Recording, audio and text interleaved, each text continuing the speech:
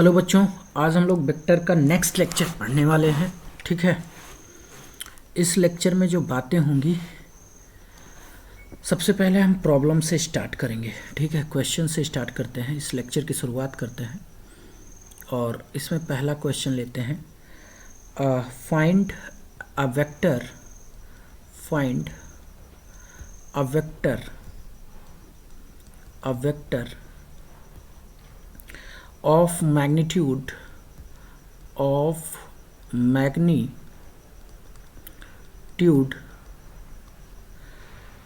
4 units, 4 units, which is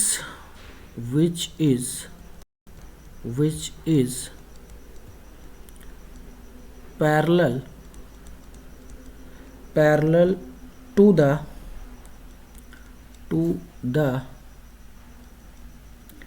resultant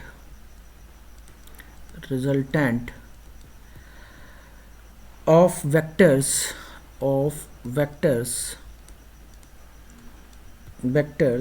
A equal to 2i cap plus 3j cap minus k cap and B equal to I cap minus j cap plus के cap.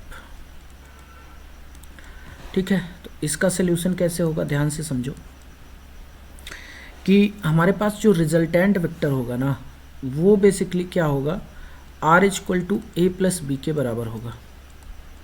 ठीक है, तो are equal to कितना हो जाएगा, तो ए plus B करोगे तो 2i में आई ऐड करोगे तो 3i हो जाएगा, और 3j में माइनस जे को ऐड करोगे तो 2j हो जाएगा। ठीक है, एंड माइनस के में प्लस के को ऐड करोगे तो 0 हो जाएगा। ठीक है, तो ये 0 आ गया। तो r बराबर कितना है, 0 के कैप लिखना हो लिख लो, ना लिखना हो ना लिखो, 3i cap plus 2j cap.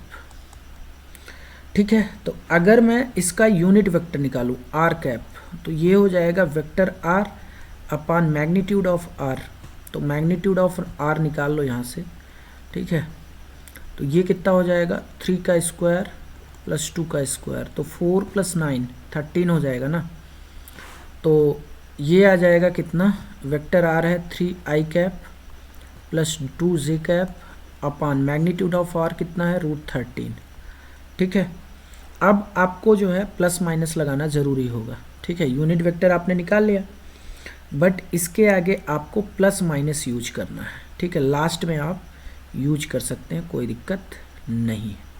ठीक है, क्योंकि ये किसी भी डायरेक्शन में हो सकता है, पॉजिटिव में भी हो सकता है और निगेटिव में भी। Clear, all right.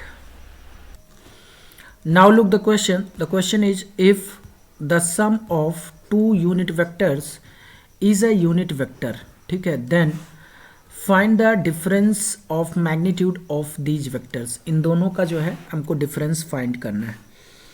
तो ध्यान से देखो, अगर मैं 2 वेक्टर्स ले लेता हूँ a और b, ठीक है, तो यहाँ पे क्या कह रहा है कि यहाँ पे पहले कंसीडर करो, let 2 vectors are a cap and b cap. ठीक है, मैं 2 यूनिट वेक्टर ले लिया, and their sum is c cap. तो ये बताओ सी कैप को क्या लिख सकते हो, ए कैप प्लस बी कैप लिख सकते हो। एंड अगर आप मैग्नीट्यूड लोगे तो ये कितना हो जाएगा, magnitude of a cap plus b cap, यही तो होगा। अब तुम्हें पता है कि यूनिट वेक्टर का जो मैग्नीट्यूड होता है वो 1 होता है, तो मतलब magnitude of a cap plus b cap ये कितना आ जाएगा, 1 आ जाएगा। ठीक है, अब यहाँ पे रिजल्टेंट का फॉर्मूला लगा दो। आपको पता होगा फॉर्मूला क्या होता है, R square equal to a square plus b square plus 2ab cos theta. ठीक है, यही होता है ना। तो मतलब आर का मतलब क्या है यहाँ पे, मॉड ए प्लस बी का whole square equal to mod A square plus mod B square plus 2 mod A और mod B into cos theta, ये फॉर्मूला होता है रिजल्टेंट का। तो यहाँ पे अगर हम फॉर्मूला लगाते हैं तो दोनों तरफ स्क्वायरिंग कर लो। स्क्वायरिंग अगर करते हो तो mod of a cap plus b cap का स्क्वायर ये कितना हो जाएगा, 1 का स्क्वायर 1 ही होता है, तो मॉड ए कैप का square plus mod b cap का square plus 2 mod a cap mod b cap और कॉस थीटा। मान लेते हैं ए और बी के बीच का एंगल कितना है, थीटा है। तो ये तो 1 हो जाएगा, 1 का स्क्वायर 1, तो 1 प्लस 1 और plus 2 into 1 into 1 into cos theta equal to हो जाएगा 1 के बराबर। तो ये हो जाएगा 2 plus 2 cos theta equal to 1। तो यहाँ से 2 कॉस थीटा कितना आ जाएगा, -1। तो कॉस थीटा बराबर कितना आ जाएगा, -1/2। तो यहाँ से थीटा कितना आ गया, 120 डिग्री। ठीक है, अब हमें इनका डिफरेंस फाइंड करना है। तो डिफरेंस कैसे निकलेगा, तो mod a cap minus b cap का स्क्वायर ये किसके बराबर होगा, मॉड ए कैप का square plus mod b cap का square -2 mod a mod b और कॉस थीटा। ठीक है, ए माइनस बी का होल स्क्वायर का जस्ट मैंने फॉर्मूला यूज किया। तो यहाँ पे 1 प्लस 1 और -2 और 1 इंटू 1 इंटू कॉस, इसकी वैल्यू -1/2 है। ठीक है, तो यहाँ से जो है क्या क्या कैंसिल हो जाएगा, 2 से 2 कैंसिल हो जाएगा। तो और ये मॉड ए कैप कितना आ जाएगा, mod a cap minus b cap का स्क्वायर ये कितना आ जाएगा, तो ये हो जाएगा 2 प्लस 1 मतलब 3 आ जाएगा ना, तो ये 3 आ गया। ठीक है, तो mod a cap minus b cap बराबर कितना हो जाएगा, ये आ जाएगा √3 के बराबर। कितना आ जाएगा, √3 के बराबर आ जाएगा। ठीक है, ये तो इसका मेथड 1 है। ठीक है, इसका मेथड 2, मेथड 1 है जो हमने एक एप्रोप्रिएट मेथड यूज किया। मेथड 2 में देखो क्या करेंगे हम लोग, मेथड 2 में हम लोग ये कर सकते हैं। ठीक है, मेथड 2, ठीक है, मेथड 2 में ये किया जा सकता है कि आप जो है आपको पता होगा कि अगर मैं x प्लस वाई और x माइनस वाई में रिलेशन फाइंड करूं तो x माइनस वाई का होल स्क्वायर इक्वल टू होता है x प्लस वाई का होल स्क्वायर और -4xy के बराबर होता है। ठीक है, ये हमें रिलेशन पता है।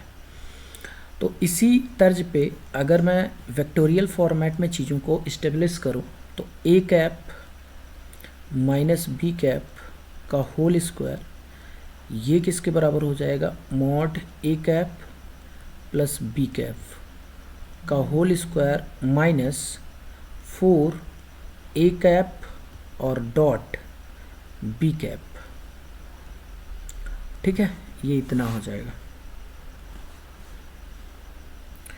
अब अभी आपको याद करना पड़ेगा, डॉट प्रोडक्ट मैंने पढ़ाया नहीं है बट आपको याद करना पड़ेगा कि ए डॉट बी ये होता है मॉड ए मॉड बी।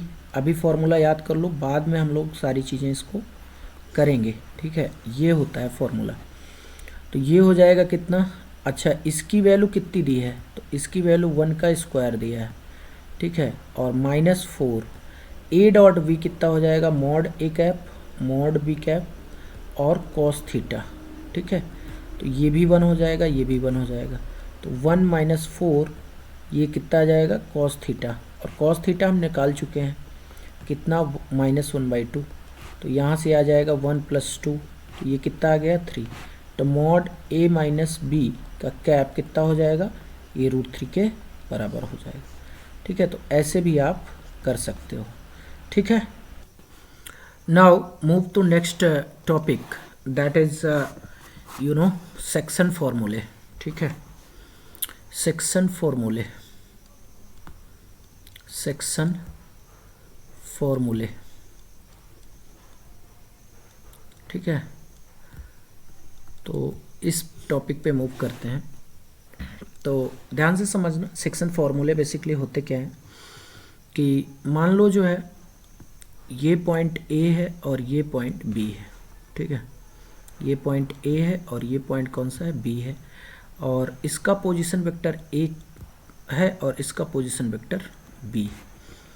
अब इसको अगर रिप्रेजेंट करना चाहते हो तो ओरिजिन यहाँ कंसीडर कर लेते हैं, और ये जो वेक्टर होगा ना, ये वाला वेक्टर ओ ए वेक्टर जो है बेसिकली ये ए के बराबर होगा, और जो ओ बी वेक्टर होगा वो किसके बराबर होगा, ओ बी वेक्टर ये बराबर होगा बी वेक्टर के बराबर होगा।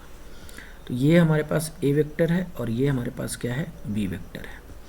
और एक तीसरा वेक्टर है जो ए और बी को ज्वाइन करने वाली लाइन को जो है कुछ रेशियो में डिवाइड करता है। मान लेते हैं कि ये रेशियो कितना है, m और n का रेशियो है, और ये वेक्टर जो है मान लेते हैं इसका पोजीशन वेक्टर c है, तो ये पॉइंट हो जाएगा c और c का पोजीशन वेक्टर हो जाएगा c, ठीक है। तो सेक्शन फॉर्मूला क्या होता है, तो सेक्शन फॉर्मूला होता है c इज इक्वल टू कितना आता है, c कितना आता है, अगर मैं दो तरीके से बात करता हूँ इसके बारे में। तो एक तो इंटरनल सेक्शन फॉर्मूला हो जाएगा, मतलब c जो पॉइंट है वो a और b को इंटरनली m/1 के n के रेशियो में डिवाइड करता है। अब एक सिचुएशन ये हो सकती है कि ये पॉइंट a है और ये पॉइंट b है, ठीक है, और ये जो c पॉइंट है ये बाहर से इसको m और n रेशियो में डिवाइड करता है। ये m है और ये क्या है, n है। समझ पा रहे हो, ये ओरिजिन है और इसको जोड़ दो तो ये वेक्टर और ये वेक्टर और ये वाला वेक्टर, ठीक है, ये वाला वेक्टर, ये तीनों वेक्टर हमको मिल जाएंगे पोजीशन वेक्टर, क्योंकि ओरिजिन से जोड़े हो। तो ये ए वेक्टर हो जाएगा, ये बी वेक्टर हो जाएगा और ये सी वेक्टर हो जाएगा। तो यहाँ ए वेक्टर, यहाँ पे बी वेक्टर और यहाँ पे सी वेक्टर, ठीक है। तो ये पोजीशन वेक्टर को रिप्रेजेंट करने का तरीका है। तो दोनों केस में क्या क्या फॉर्मूला आता है, इसको बोलते हैं, एक तो होता है इंटरनल डिवीजन, ठीक है, इंटरनल डिवीजन। तो इंटरनल डिवीजन में क्या होता है, ध्यान से समझना, when point line joining, when line joining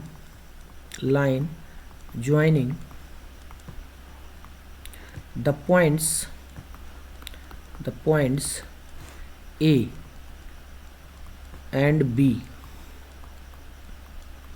is divided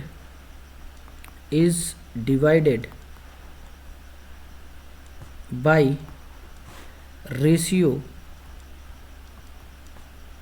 m/n by the point C, जिसका पोजीशन वेक्टर C है। तो यहाँ से जो C आता है ना, ये इंटरनल डिवीजन में वो C आता है कितना, m b vector plus n a vector upon m plus n। तो ये इंटरनल डिवीजन का फॉर्मूला है।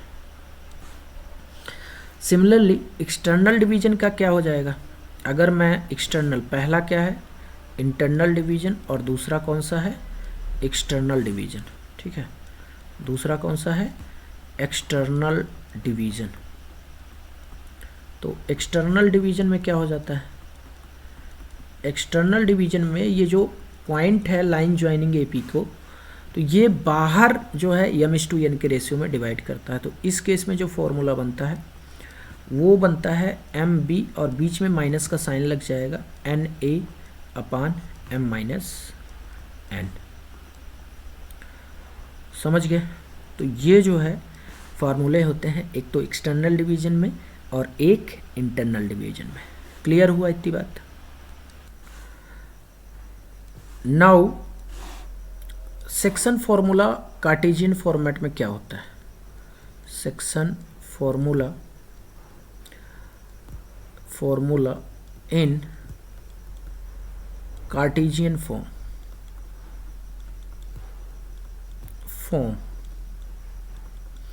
ठीक है। तो अब क्या करोगे कि ए वेक्टर को हम कंसीडर कर लेते हैं, let vector A is x1 i cap plus y1 j cap plus z1 k cap, और बी वेक्टर को हम कंसीडर कर लेते हैं x2 i cap plus y2 j cap और प्लस z2 k कैप, ठीक है। और सी वेक्टर को हम ले लेते हैं x i cap plus y j cap और प्लस z k कैप। तो ये कितना हो जाएगा x1 कमा y1 और कमा z1, और ये कितना होगा x2 कमा y2 कमा z2, और ये हो जाएगा x कमा y कमा z। तो पहला तो हम लोग देख लेते हैं इंटरनल डिवीजन में, ठीक है। इंटरनल डिवीजन में क्या सिचुएशन डेवलप होगी, तो इंटरनल डिवीजन में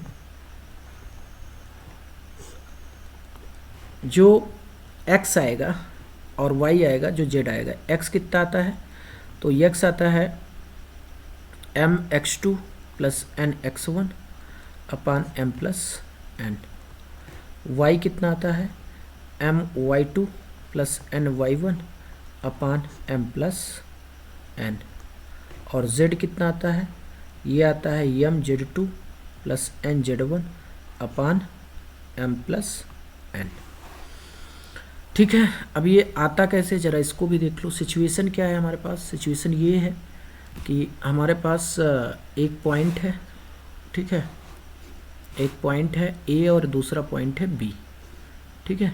ये पॉइंट हो गया A और ये पॉइंट हो गया B। इसके कोऑर्डिनेट क्या है x1 कमा y1 कमा z1, और B के कोऑर्डिनेट क्या है x2 कमा y2 कमा z2, और एक थर्ड पॉइंट है C जो इसको A और B के लाइन ज्वाइनिंग को m/n के रेशियो में डिवाइड करता है। इसके कोऑर्डिनेट है x कमा y कमा z। तो पोजीशन वेक्टर ऑफ A कितना हो जाएगा, पोजीशन वेक्टर ऑफ A, तो ये हो जाएगा OA इक्वल टू कितना x1 i cap plus y1 j cap और plus z1 k cap. OB कितना हो जाएगा, तो OB वेक्टर हो जाएगा x2 i cap plus y2 j cap और प्लस z2 k कैप, ठीक है। C का पोजीशन वेक्टर कितना हो जाएगा, तो x i cap plus y j cap और प्लस z k कैप। अब हमें इंटरनल डिवीजन का फॉर्मूला पता है कि वो क्या होता है, तो ये होता है C इक्वल टू कितना होता है MB प्लस NA अपान M प्लस N। तो यहाँ से आ जाएगा कितना, यहाँ से ये आ जाएगा OC equal to MOB vector और प्लस NOA वेक्टर अपान कितना M प्लस N। वैल्यू रख लो, वैल्यू अगर रखोगे तो कितना हो जाएगा, OC इक्वल टू हो जाएगा M x1 i cap plus y1 j cap plus z1 k cap और प्लस n, ये कितना हो जाएगा x2 i कैप x2 एक मिनट और प्लस y2 j कैप और प्लस z2 k कैप, और नीचे कितना हो जाएगा m प्लस n हो जाएगा। तो यहाँ से जो है कितना आ जाएगा, तो OC की वैल्यू रख दो x i cap plus y j cap plus z k cap, ये कितना आ जाएगा m x2 plus n x1 upon m plus n x i cap plus m y2 plus n y1 upon m plus n j cap और plus m z2 plus n z1 upon m plus n k cap.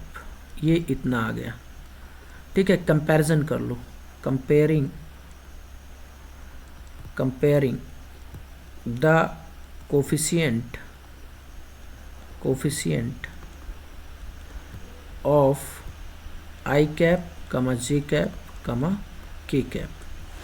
यहाँ पे एक चीज़ note डाल लेना, note कि अगर मैं ये बात कहता हूँ कि x आई कैप बराबर है वाई आई कैप, ठीक है। तो इसका मतलब ये होता है कि x बराबर वाई। अगर मैं कहता हूँ x i cap x1 i cap plus y1 j cap equal to x2 i cap plus y2 j cap, तो ये तभी पॉसिबल हो सकता है जब x1 इक्वल टू x2 हो and x2 equal to y2 हो। समझ गए? तो कंपैरिजन करोगे तो x कितना आएगा, m x2 plus n x1 upon m plus n, ठीक है। और y कितना आ जाएगा, ये आ जाएगा m y2 plus n y1 upon m plus n।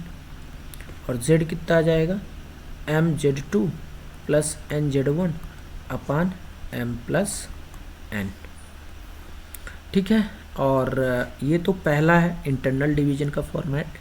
External division का फॉर्मेट क्या हो जाएगा, सेकंड वाला एक्सटर्नल डिवीजन, ठीक है। एक्सटर्नल डिवीजन का जो फॉर्मेट होगा वो क्या होगा, कार्टेशियन फॉर्म में।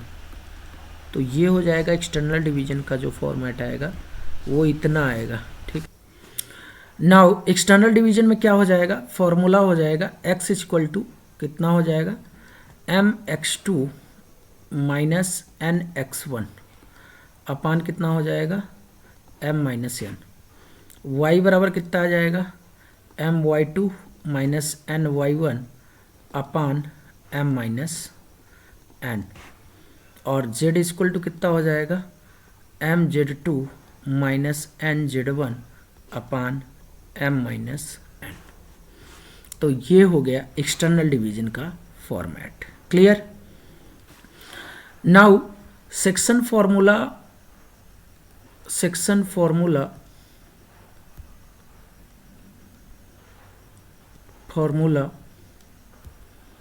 इन displacement vector form, displacement vector form.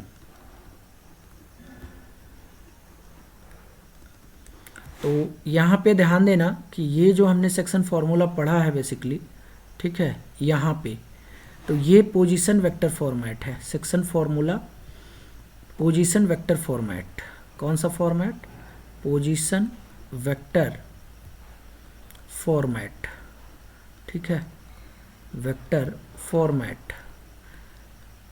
इसमें क्या है बेसिकली कि जो वेक्टर है ना उसको हमने ओरिजिन से जोड़ा है। अभी क्या करेंगे कि हम वेक्टर को, पॉइंट को जो है ओरिजिन से ना जोड़कर किसी पर्टिकुलर पॉइंट से जोड़ेंगे, ठीक है। जब पॉइंट से पर्टिकुलर पॉइंट से जोड़ोगे तो सिचुएशन क्या जनरेट होगी, देखो ये ए पॉइंट है और ये बी पॉइंट है, और कोई पॉइंट है पी जो इसको एम और एन के रेशियो में डिवाइड कर रहा है। पी या पी ले लेते हैं या सी ले लेते हैं, ठीक है, इसको हम लोग सी ले लेते हैं।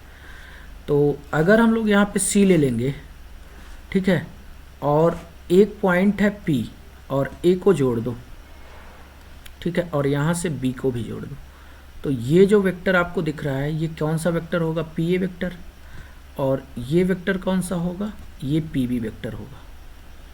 और ये जो वेक्टर आपको दिख रहा है ये वेक्टर कौन सा है, पी सी वेक्टर, ठीक है।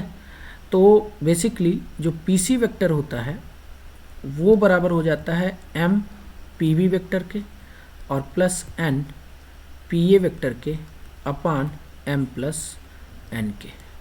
तो ये होता है सेक्शन फार्मूला इन डिस्प्लेसमेंट वेक्टर फॉर्मेट। क्लियर हुआ? तो अगर ओरिजिन ना हो, ये ओरिजिन नहीं है, पॉइंट पी हमने जनरल पॉइंट लिया है, ओरिजिन ना हो तब भी आप सेक्शन फार्मूले का यूज कर सकते हैं, ठीक है। एक क्वेश्चन करते हैं। क्वेश्चन है in triangle A B C, ठीक है, if A D is median, A D is median, ठीक है, then prove that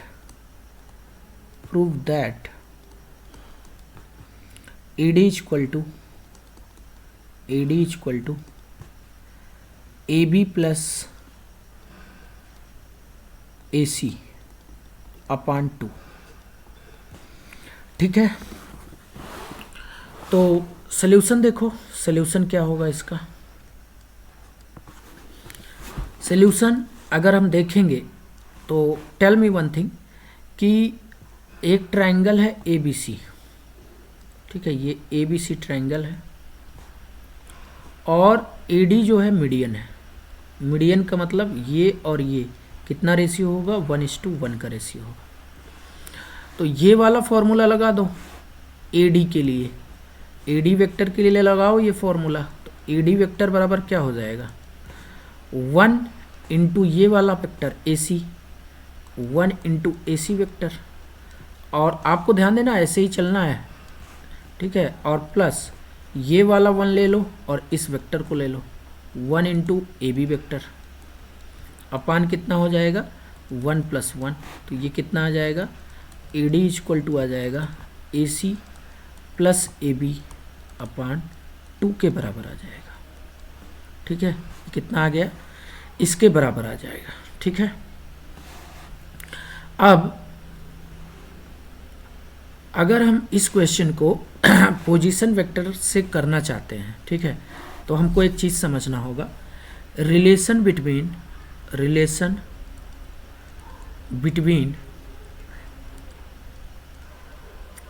position vector and displacement vector.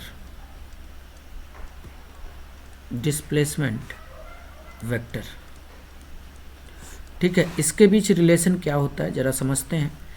कि मान लेते हैं ये कोई पॉइंट है A और ये पॉइंट है B और ये ओरिजिन है हमारे पास, इसको हमने जोड़ दिया। तो टेल मी वन थिंग कि OA जो वेक्टर आपको दिख रहा है ये पोजीशन वेक्टर है और OB भी क्या है, पोजीशन वेक्टर है, और ये जो वेक्टर है AB ये बेसिकली डिस्प्लेसमेंट वेक्टर है, क्योंकि ओरिजिन से जुड़ा नहीं है तो ये डिस्प्लेसमेंट वेक्टर है। अब using triangle law of addition,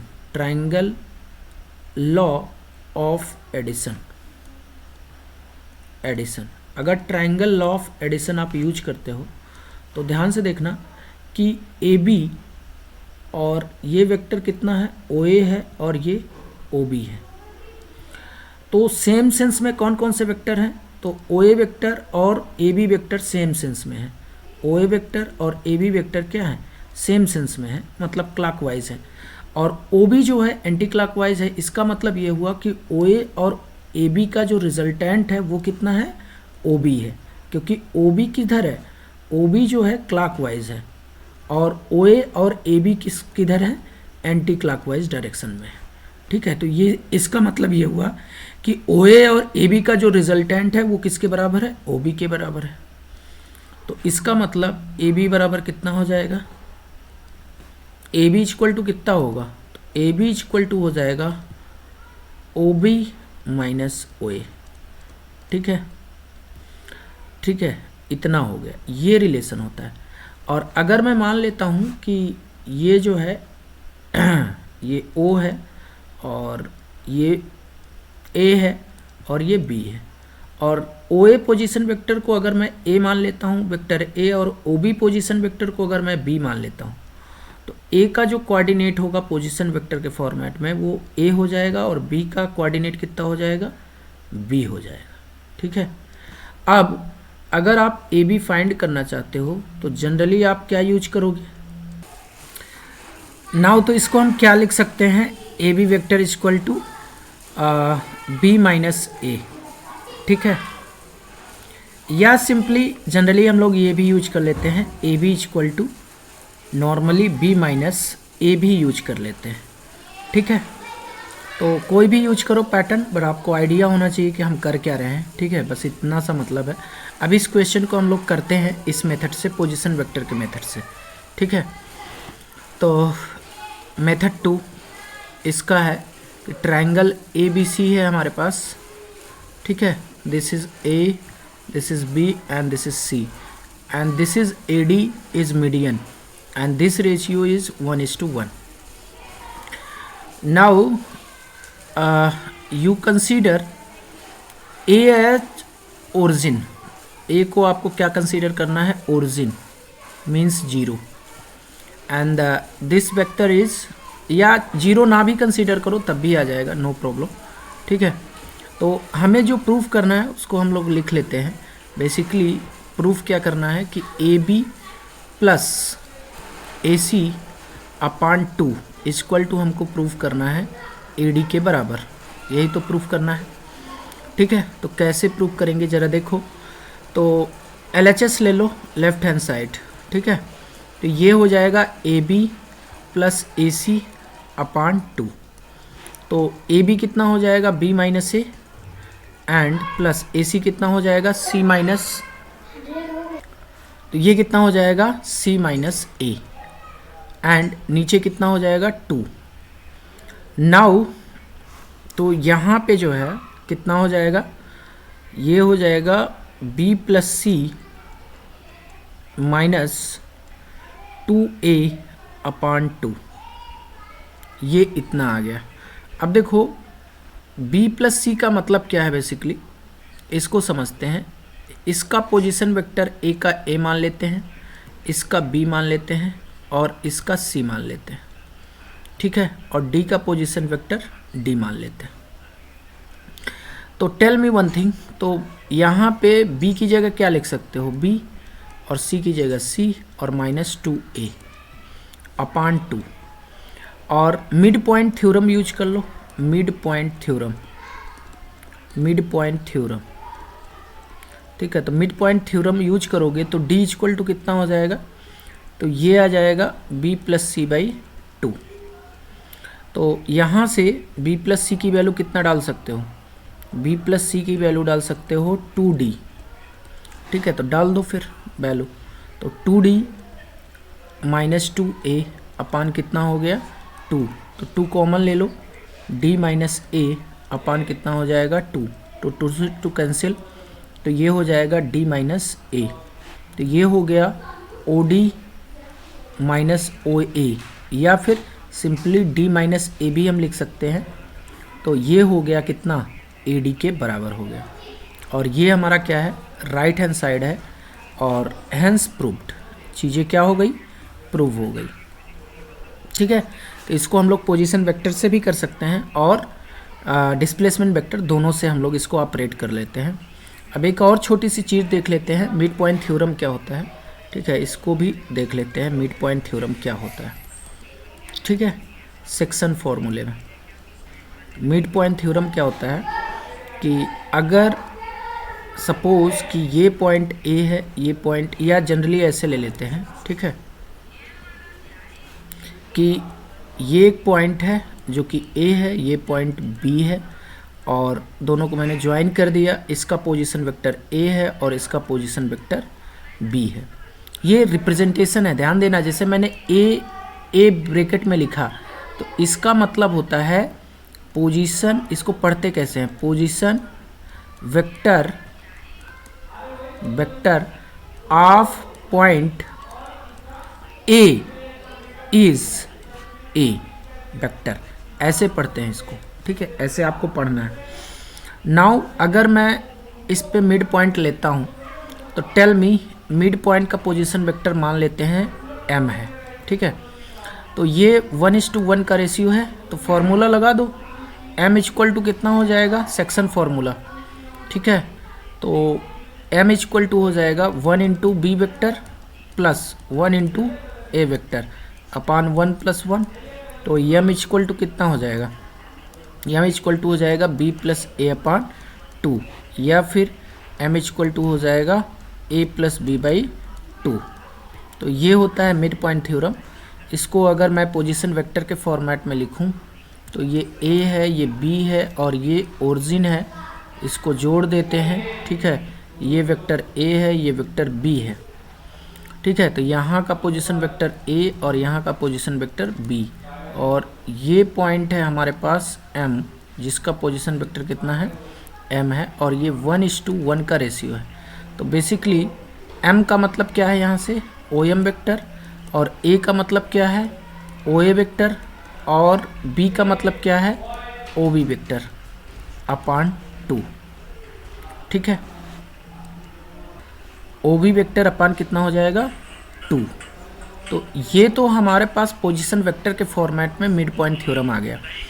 इसको आप डिस्प्लेसमेंट वेक्टर के फॉर्मेट में भी रिप्रेजेंट कर सकते हैं। मान लो कि हमारे पास ये पॉइंट P है जो कि ओरिजिन नहीं है, तो और ये A पॉइंट है, ये B पॉइंट है, ठीक है। M पॉइंट है जो इसको 1:1 में डिवाइड करता है। तो बेसिकली अगर मैं इसको जोड़ देता हूँ ऐसे, तो ये कितना हो जाएगा, PM इक्वल टू हो जाएगा कितना, PA वेक्टर और प्लस PB वेक्टर और अपान कितना हो जाएगा 2 के बराबर हो जाएगा। तो आप ये तो पोजीशन वेक्टर फॉर्म है, ठीक है, और ये क्या है, displacement vector form. Clear? I think इतनी बातें आपको समझ में आई होंगी।